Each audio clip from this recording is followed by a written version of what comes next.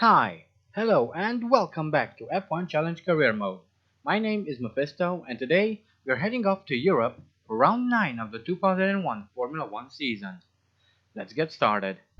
Located approximately 60 kilometers northwest of Koblenz, the Nurburgring combines short straights with a challenging combination of slow, medium, and fast turns. Whilst the new Nurburgring pales into insignificance compared to the original Nordschleife circuit, the fatalities of yesteryear more than justify today's safety standards, which render the old 14-mile loop redundant. We jump straight into qualifying where I wasn't having the best of times, to be honest. I just couldn't find good pace. I finished the first flying lap in 1:26.741. Not very good. Then on my second try I had a slight improvement with a 1:25.985, but it was still slow. I further improved my lap time on my third flying lap with a 1:25.237, and finally on my final attempt I managed to squeeze a bit more out of the car, 1:24.347. That's all I could muster, sadly. See you on the grid. Hello there. Welcome to Europe for round 9 of the 2001 FIA Formula One World Championship. The weather, as so often is the case here, is just wonderful.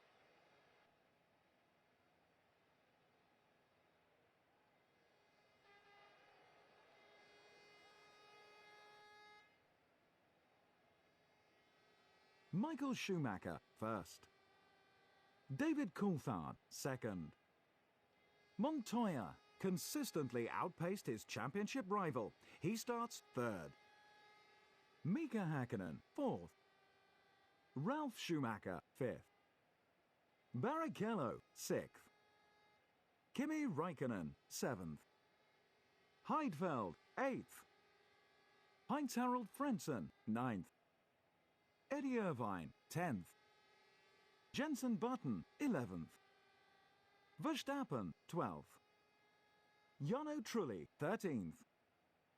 Fisichella 14th. Olivier Panis was consistently faster than his teammate. He starts 15th. Alesi 16th.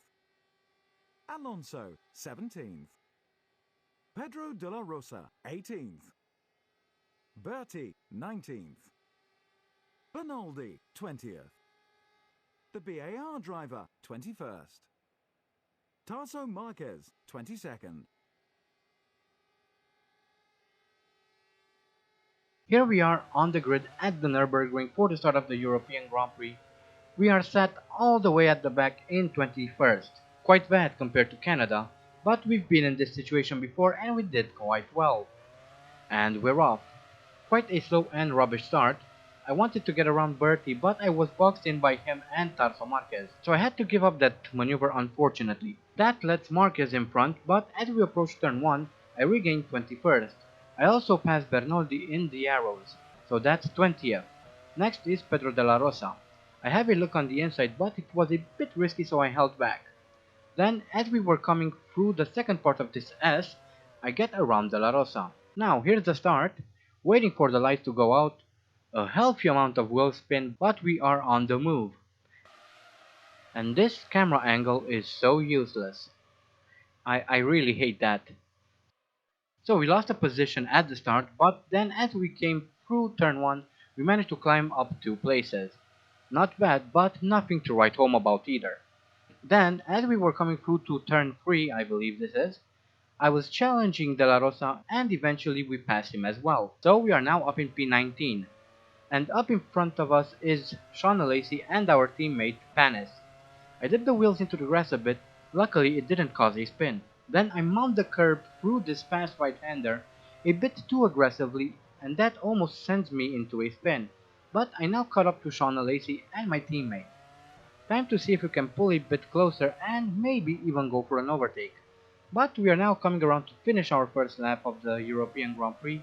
We are still quite far back, but with a little bit of luck, we might be able to change that.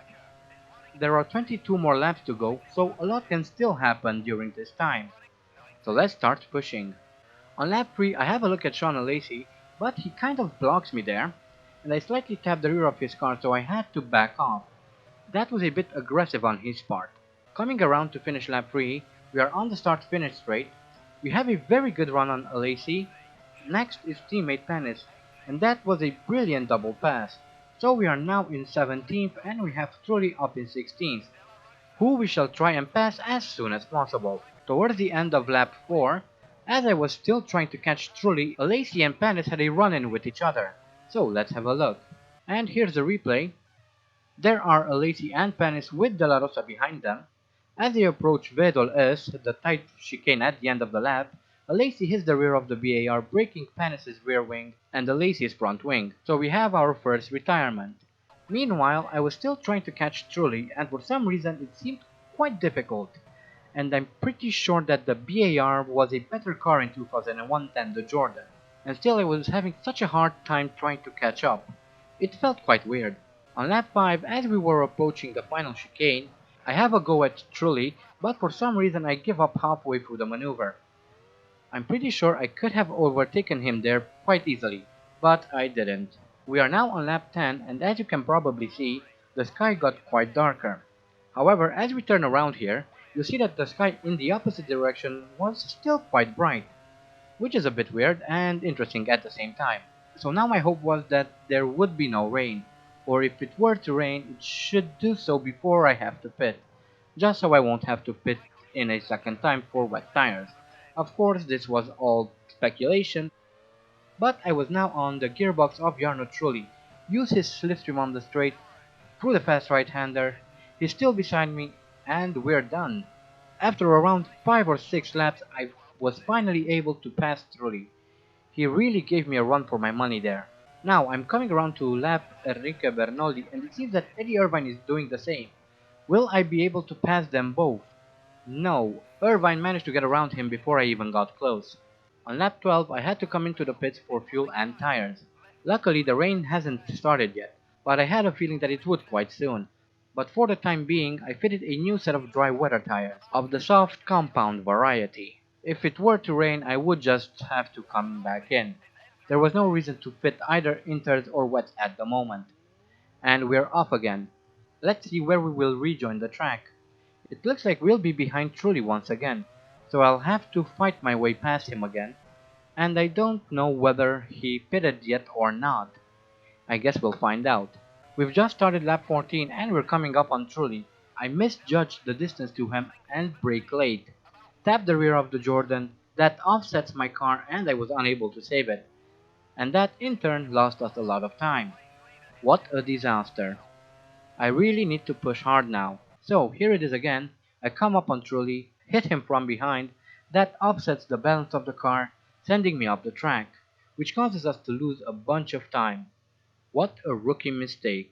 That was entirely my fault. I should have paid a bit more attention. That little incident set us back quite a bit.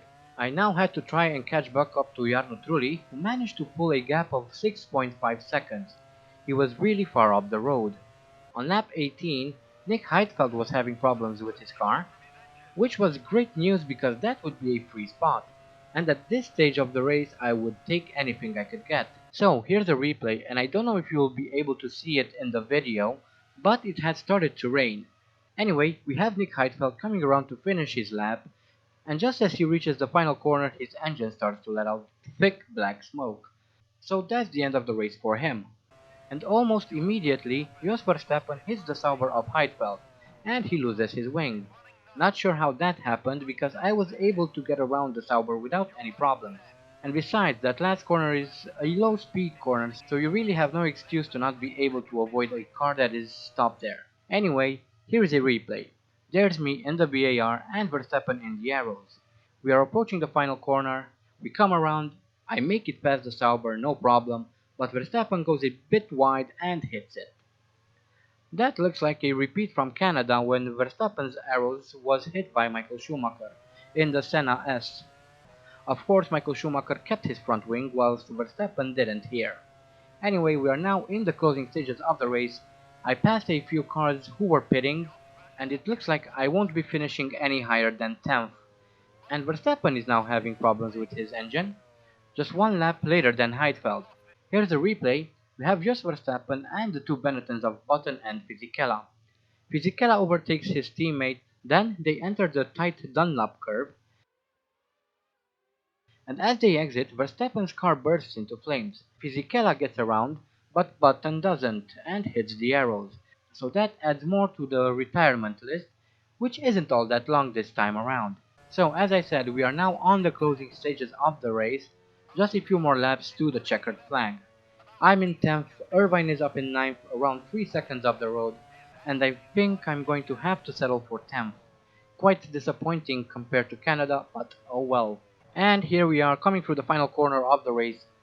We managed to close in the gap on Irvine, but it wasn't quite enough. So 10th it is.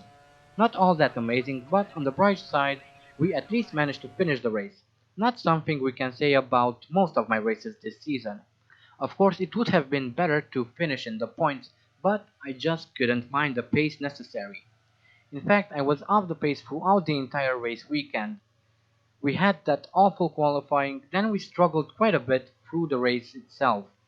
We were stuck behind Trulli for most of the race, then we made contact with him, which didn't help. Anyway, let's see the standings. That was an absolutely breathtaking European Grand Prix. Here are the final results. Mika Hakkinen, first. Coulthard, second. Michael Schumacher, third. Juan Pablo Montoya, fourth. Barrichello, fifth. Frentzen, sixth. The BAR driver, 10th.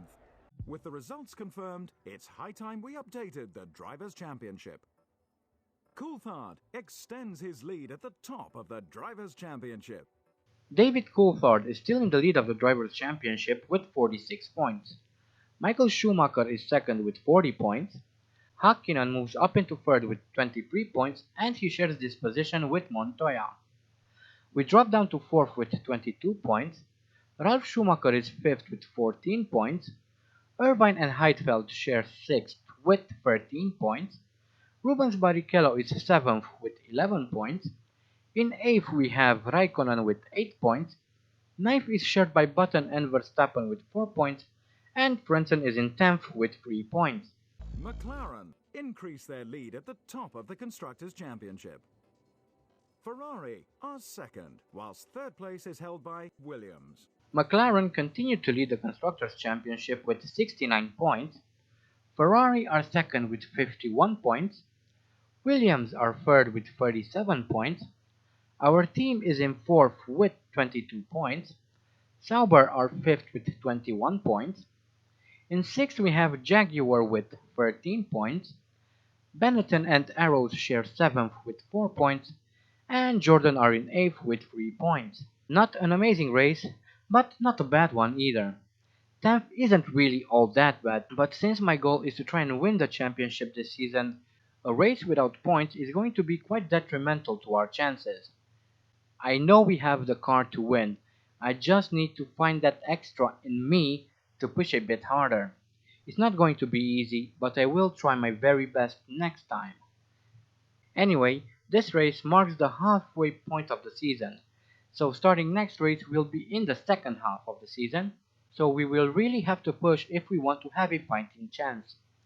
Speaking of which, our next race will be the French Grand Prix, and we know from past races there that that track isn't my best track, but we'll have to see how things turn out once we get there. Until then, I hope you guys enjoyed this video. Thank you all so much for watching, and as always, stay sharp.